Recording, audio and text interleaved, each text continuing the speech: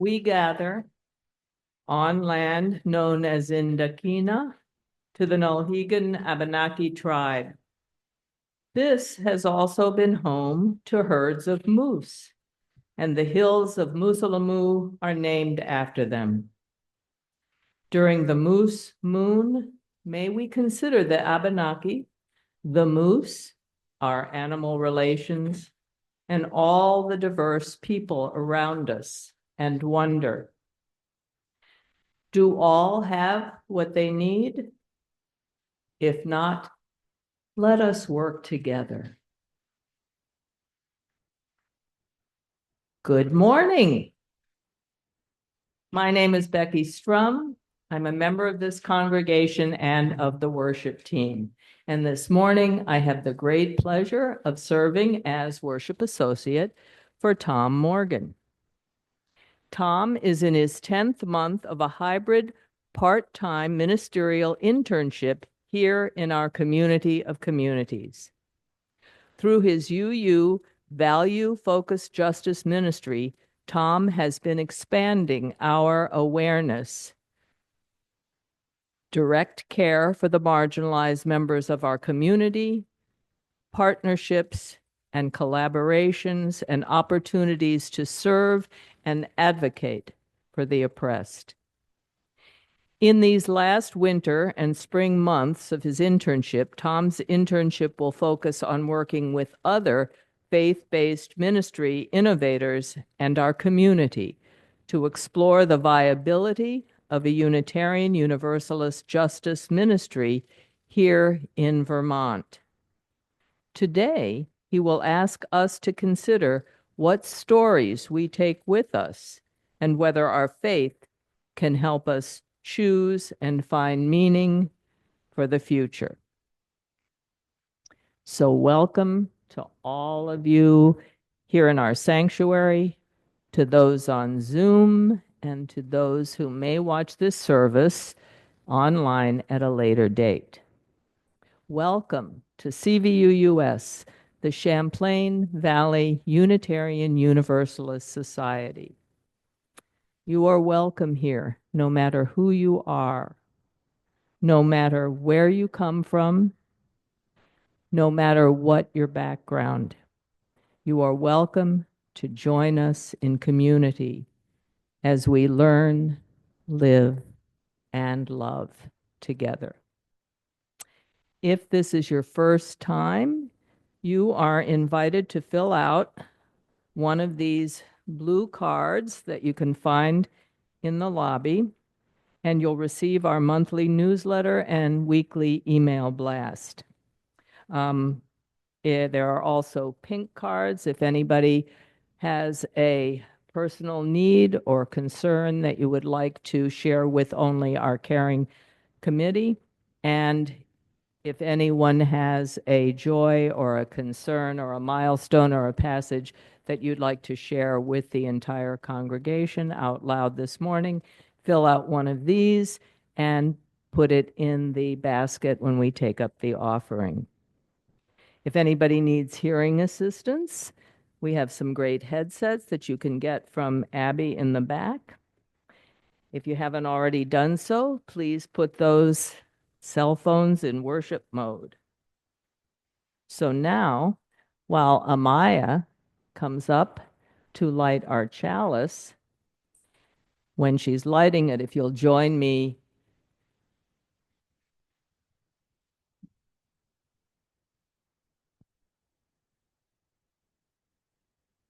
we light this chalice to welcome the unifying and universalizing light of love. May this flame illuminate our way to the liberation and transformation of ourselves and the world.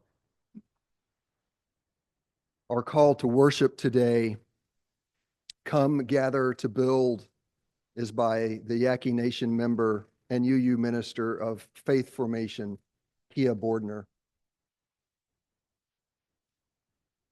Come together again, gather in love, light the fire of hope, build the foundation, commit together, again. Gather in truth. Light the fire of freedom. Build the entryways. Continue together again. Gather in community. Light the fire of the future. Build the shelter. Now please rise in body or spirit to sing Bright These Jewels, hymn number 132 in the gray hymnal. Good morning, everybody. Since I'm still relatively new at this, I'm going to introduce myself again. I am Julia, and I'm your new acting RE coordinator. And I'm going to share a story with you today. But before I do that, I'm going to invite up Jess Rouse, and she's going to talk a little bit about her experience in religious exploration. Good morning. As Julia said, my name is Jessica Rouse, and I attend services here. You may be like, what the heck? I have never seen her here before, because I actually do spend most of my time over with the kids in the Finn House. So 9 years ago, my family found ourselves needing a new spiritual home. And so we visited different congregations every Sunday for a year. And I brought the kids with me to them, and they were like, this is where we should be. And here we are still.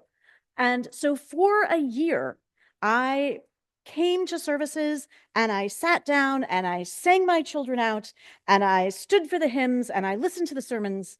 And at the end of the year, my children said to me, Mommy, you're not just going to sit there, right? Church is a verb. What are you going to do? And I realized that they had never seen me sit in church. I was always going to church, which is why they thought church was a verb, for meetings and board meetings and trustee meetings and teaching Sunday school and things like that. So that was a new experience for them. And that same day, Poppy said, hey, stood up here and was like, hey, we need people to teach over in religious exploration. And my kids were super excited and they were like, look, you could be teaching Sunday school again. And so that is how I started. And so you have the opportunity to make church a verb. And figure out how you want to be involved with the smaller humans of our church. And it doesn't have to look like the way that I do it. You can come volunteer as an assistant once a month, where you don't have to do any thinking. You just have to show up. You could have some kind of passion that you would love to share with people once during a summer RE program. You could say, gosh, I am really not down with smaller humans, but I like the mid-sized version. We have this amazing group of middle schoolers who would love to have programs specifically for them even once a month. And we're looking for leaders for that. So just know there are all kinds of ways to get involved with RE, and we would love to have you.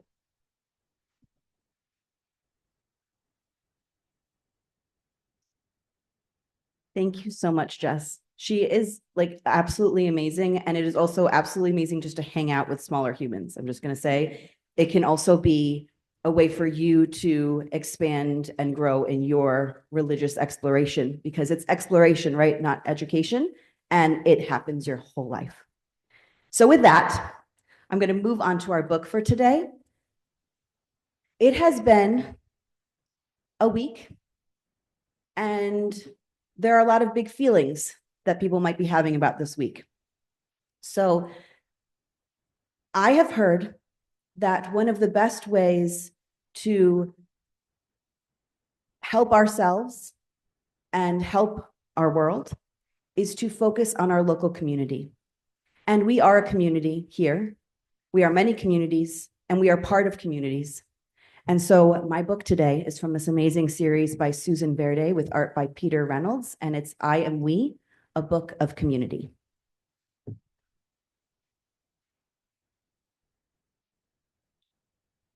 I know it is important to take care of me, to focus on my own breath, my own needs, to be kind to my mind.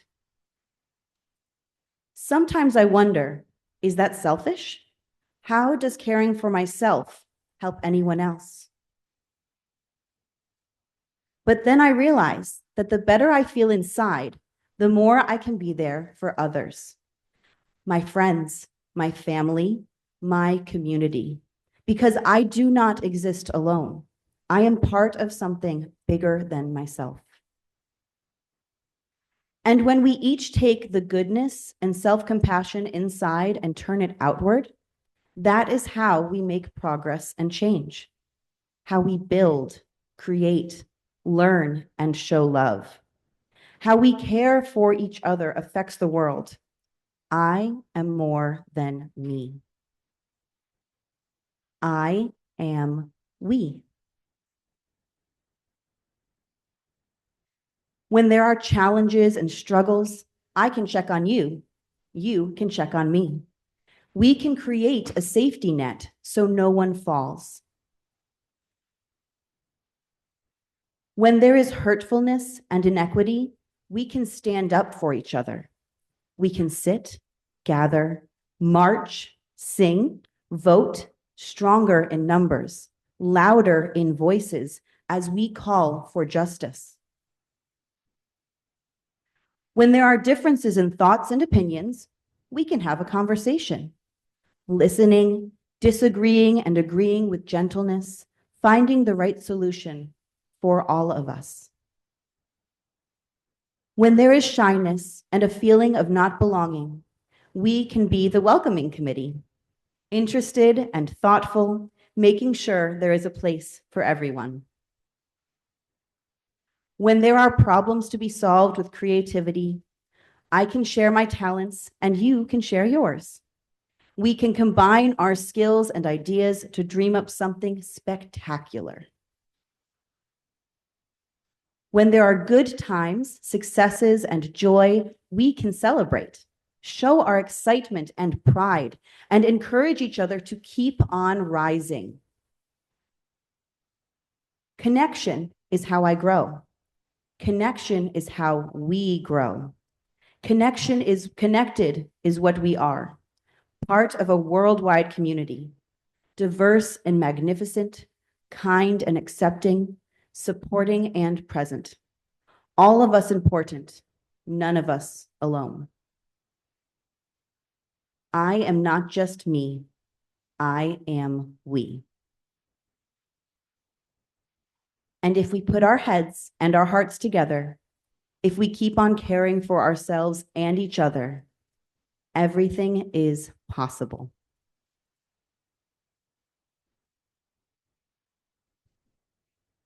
I think this is a beautiful guide to our Unitarian Universalist faith and how we practice it. And so, as we sing the children out, I wonder how you can build community more in your life and in our congregation. There are many ways to connect here at CVUUS in addition to Sunday services. Check out the tables downstairs this morning during social hour for Community of Communities. Also, today, join us from 1 to 3 for our inaugural Foster Family Circles. Come and share reflections on foster, adoptive, and kinship families. And there will be a congregational luncheon on Sunday, February 9th after the service. That is the day we kick off our annual Stewardship Plus Drive. The stewardship team needs your help. They need at least 12 people to bring a dish featuring your favorite root vegetable, raw or cooked, carrots, parsnips, potatoes, onions, beets, sweet potatoes, turnips, ginger, garlic, turmeric, rutabaga, fennel. Just combine those two. They also need 4 people to make a carrot cake that is at least 13 by 9. You can sign up with Ellen Flight or Alan Moore. And the mystery, there's Ellen is here. Alan, I'm sure, is here. There he is. And the mystery of the root vegetables will be unveiled and made clear to everyone very soon.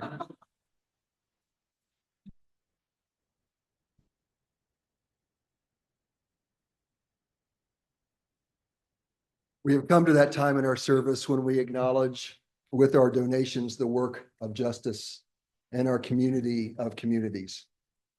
This month, we are donating to the Rutland chapter of the NAACP, an organization fighting to make sure that Vermont's motto of freedom and unity is manifest in the lives of all of our neighbors. Please give as generously as you are able.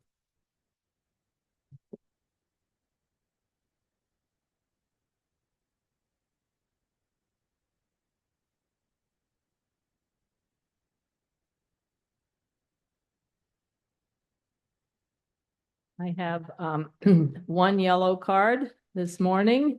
It's from Marnie Wood, and she shares with us that there was a beautiful wedding here yesterday. Please join me in extending our best wishes to our own Catherine Jakubowski and Johnny Carter. The abundance of gorgeous tulips are a blessing from them this morning. How lovely. And another milestone is that today is the 39th birthday of CVUUS this month. Happy birthday. It has been a week of stories and experiences. So let's just take a moment just to be still in the mystery and community of this time and place.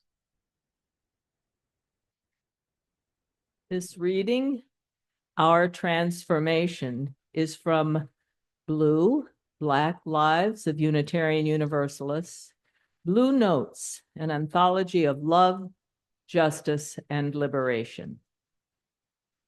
Mainstream faith sells the idea that it's perfectly fine to come here exactly as you are, never changing anything.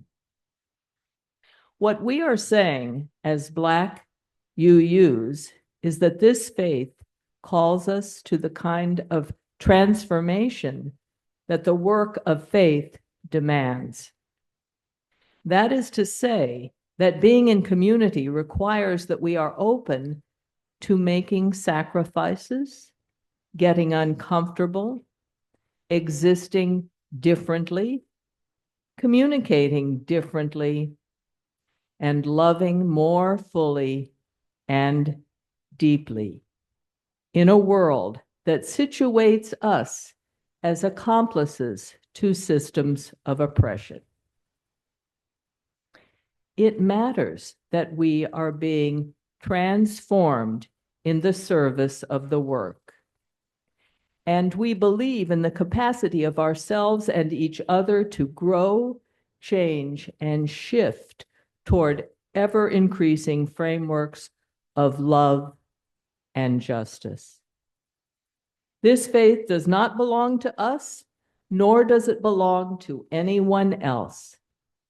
And yet we have a responsibility to Unitarian Universalists and to Black people to help bring it to life and give it some shape that we can live and lean into, not just for our own sakes, but also for the sakes of all who have not arrived yet, and to help us change the world. Well, good morning. Here we are starting the last week of January 2025 and the actual birthday of Champlain Valley Unitarian Universalist Society. It's hard to believe how fast time flies, isn't it? And what a year 2024 was for this congregation, for Vermont, for our country, for our world. Certainly the political story of 2024 demonstrated how divided America is. Too many beloveds are the targets of hate and even further marginalization than they were before.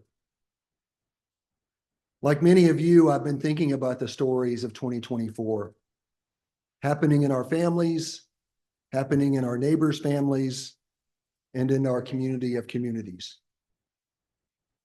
As I've been thinking about experiences of the last year, I've been thinking about relationships, faith, and the future.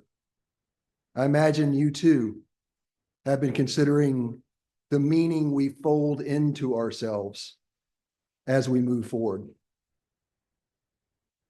January's worship theme here at CVUUS has been story. February's worship theme will be inclusion. So this last Sunday of January, today's reflection is entitled From Story to Inclusion. In a way, it's a strange title for a religious reflection. Next slide, please. The story of institutional religion has rarely been a story of inclusion. Earlier this month, while preaching on the topic of co-creation, Reverend Christina mentioned that the creation story of the Hebrew and Christian Bibles is actually a spin on the Babylonian creation story, the Enuma Elish. It's a powerful story that was used by leaders to establish an exclusive hierarchy of control that centered the lives of the privileged and elites. Perhaps a model for oligarchies at the national level. Back then, the elites used that story to justify Babylonia's rule of Mesopotamia for 2,000 years. Leaders and elite cliques have used stories to exclude or cancel people they viewed as other throughout time. It happened in Canaan and ancient Israel. In the 3rd and 4th centuries of the Christian church, elites threw entire communities that valued the teachings of Jesus of Nazareth out of sanctuaries and communities. Too many systems have been constructed to hush the stories of the marginalized and exclude the inherently worthy from their just and equitable place. Understanding our purpose, discerning meaning in this astonishingly beautiful plurality of creation, and choosing to be inclusive have been a critical part of the conversations in our Unitarian and Universalist traditions since the beginning. Choosing to believe in the unifying power of love and choosing to believe that every person carries that love's light puts us at odds with powers more self-interested and control. In the Christian tradition, those powers declared our forebears to be heretics, from the word heresies, which means choice. Choosing love and radical inclusion is at the root of who we are. That is why I called the second part of this sermon, this reflection, the power of faith. Next slide, please. On November 6th, the day after the election, our UU Association president, the Reverend Sophia Betancourt, reminded us that, quote, while we cannot know everything that will happen in the future, we know that we are a sanctuary people, unquote. Reverend Sophia said in her holiday message in December that this is a time to reassess our commitments, to deepen our engagement with our values, and to move forward together in new ways. How does this conversation between the meaning we discern from stories and the collective purpose of our Unitarian Universalist faith help us do that? Help us to reassess our commitments and choose what and who we take with us into the future. As Unitarian Universalists, how inclusive will we be? Will we grow in love, creating new connections, adapting and welcoming difference? Or will we curl into the comfortable status quo and interrogate the diversity of stories, ideas, and people that come our way to determine their sameness to us, and at best try to assimilate that difference into our sameness? In this morning's reading, Black UUs reminded us that mainstream faith sells us the idea of the status quo. But this faith, Unitarian Universalism, calls us to be the kind of transformation that the work of faith demands, transformation that will be open, inclusive to others, to live the values of our faith and willing to make sacrifices. Imagine the humility and generosity it takes for Black UU leaders, sages of embodied stories of the cost of racism and oppression, to be willing to try to teach white people that our co-liberation depends on our willingness to sometimes take risks and be uncomfortable. Next slide, please. A few weeks after November's election, I had the opportunity to listen to the stories of other communities around the country. It was the National Faith in Action Conference in Washington, D.C., an annual gathering of justice-focused leaders from across the religious spectrum. I was a representative of the Vermont Interfaith Action Network. BIPOC, non-English speaking, economically disadvantaged, and queer faith leaders rose to speak about their communities and about love and about fear. This setting did not allow for the dominant culture to be comfortable. They talked about the real fears of systems that already target them with incarceration, deportation, and physical brutalization. Elders reminded us that it is always the disenfranchised that pay the price for our political division. That the status quo was built by the slave master's tools with the colonizer's power. They spoke prophetically about the need for transformation, the need of a recognition that our interdependence, for us to understand that if you're going to claim to respect the inherent dignity of every person, you don't get to subordinate the needs of the marginalized to the needs of the privileged. They asked what our faith required of us in this moment. Someone said, we need to be better allies. A Muslim imam from Michigan sitting at our table leaned over to a rabbi from Philadelphia and said, no, we need accomplices. Folks willing to sacrifice, create new relationships, and conspire to bring about change. To be present with these beloveds physically in a room and just listen for hours, centering them and their marginalization was sacred. And afterwards, in the evening, we spent time building individual relationships in faith. This was a ministry space of social justice. It was on that cold December day, a sanctuary of inclusion. For all its beautiful differences, it was a gathering of like-hearted people. Next slide, please. As he spoke to the threats to communities, Bishop Dwayne Royster, Faith in Action's executive director, said this, quote, everything we've done so far has gotten us to where we are. The status quo is killing our people and terrorizing our communities. Old agendas that comfort the privileged and their elite cliques, their pay-to-play systems, their charity are not helping us. While our Black children are going to prison and our brown children are being deported, we will no longer depend on congregations who claim a liberal religious tradition, but fail to liberate the marginalized. The time has come to call out everything that excludes and call in everything that transcends and love and includes, unquote. At the end of the conference, a Mayan shaman rose and told a story about relationships and how faith in her culture helps it adapt and engage, even in a world, a status quo that has tried to disenfranchise her people.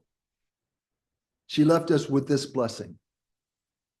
May we all rise up and leave no one behind. May we all rise up and leave no one behind. Adapting and more deeply engaging was an important part of the Unitarian Universalist story in 2024, right? Next slide, please.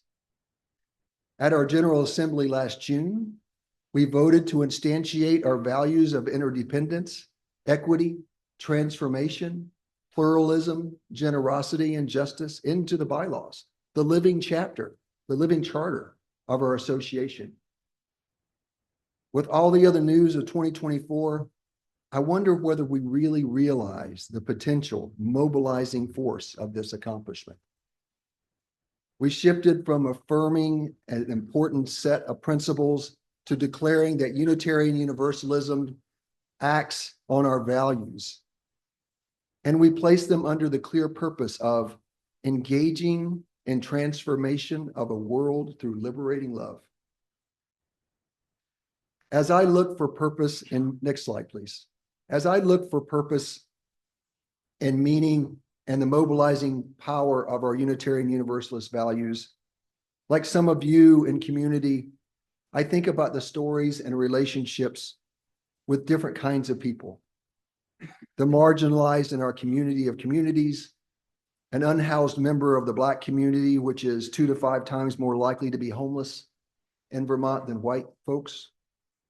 Impoverished single parents of families, part of the 40% of Vermonters that experienced food insecurity last year. Caregivers with kids who lack supportive relationships. A third of all Vermont teens surveyed last year said they lack even one trusting relationship with an adult. Our homeless rate has increased by over 300% in the last 5 years. Income disparity continues to widen. Healthcare systems are failing, especially for the poor, who are lucky if they can find basic healthcare, and certainly do not have enough access to substance use and mental health care treatment. Vermont is a beautiful place with beautiful people, but we all know the status quo isn't working here either. Next slide. We are a sanctuary people. And yes, we know we have work yet to do. And yet, depending on our choices, our values, and our history suggest Unitarian Universalist may be tailor-made just for moments like this. Marriage equality, climate change, migrant solidarity, and more. CVUUS has demonstrated its progressive values throughout its history. You continue to stand up for justice. Your adoption in 2023 of what was known as the 8th principle, committing to collectively and accountably acting against racism and all forms of oppression, was a key part of that CVUUS story. In March of last year, we held a workshop here, facilitated via Zoom by the co-developer of the 8th principle, Paula Cole-Jones herself.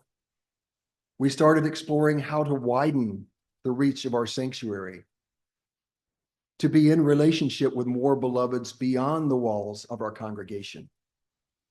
The Council of Ministries formed a task force, the Mosaic Task Force, to create a plan to help CVUUS widen our welcome and hear the needs of others. The task force is evolving into an expanding leading edge of community-facing members, as well as collective Unitarian Universalist space that is a social justice ministry. Next slide, please. Our leading edge cohort is journeying with other UU congregations, seeking to interculturally grow our sanctuaries into communities of communities with Paula. Today, during social hour, please stop by the Community of Communities table downstairs and the social justice ministry table and ask what the yellow dots on this graphic mean. In the social justice ministry space, leaders of the Edge are working on plans for congregational visioning around the needs of our community and how CVUUS may govern this collective sanctuary people more inclusively. The cohort is expanding to include CVUS teams and groups, music, the caring network, the welcoming team, and finance to help guide the congregation as we sustain and increase healthy relationships, dismantle whatever processes exclude, and include more love-centric welcoming and inclusion. Next slide, please. All the while, we have expanded opportunities for inter-community connections through other programs. To name just a few, with our partner Turning Point of Addison County, we launched Queerly Beloved, and we are so glad to have welcomed this wonderful, diverse group of neighbors into our safe and generative space. Networking with our other 36 or so partners, we have extended care for the marginalized and housing insecure, creating dignifying connections with and being in relationships with inherently worthy beloveds suffering the oppression of impoverishment. And this afternoon, we inaugurate Foster Family Circles here at CVUS, welcoming caregivers and youth whose need for a space to connect and share has often been overlooked. If you have experience as a foster kinship or adoptive caregiver, and especially if you have experience as a foster adoptive youth, please do feel free to be part of that circle with other community members today.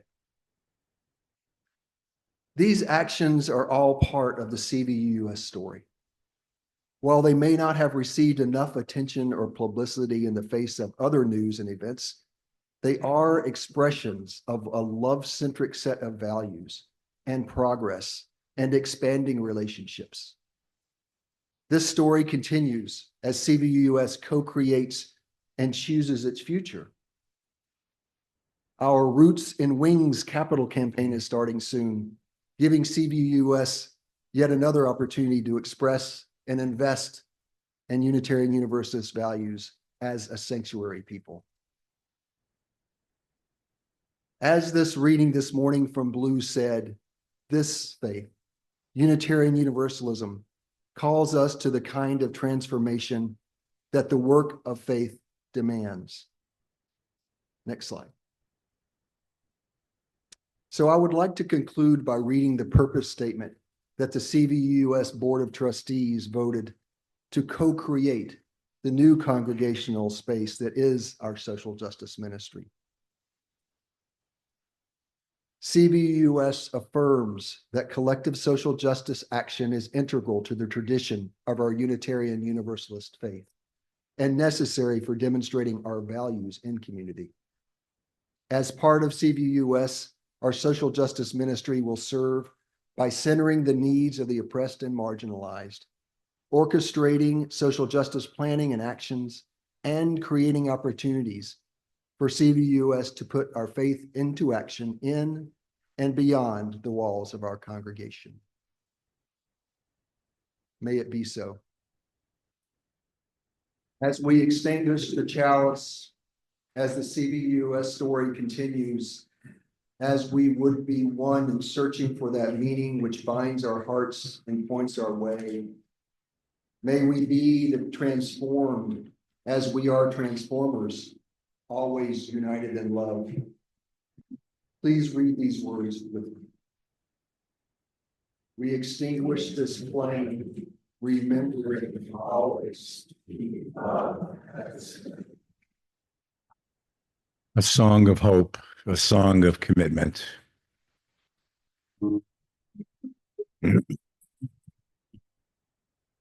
When you walk through a storm, hold your head up high and don't be afraid of the dark.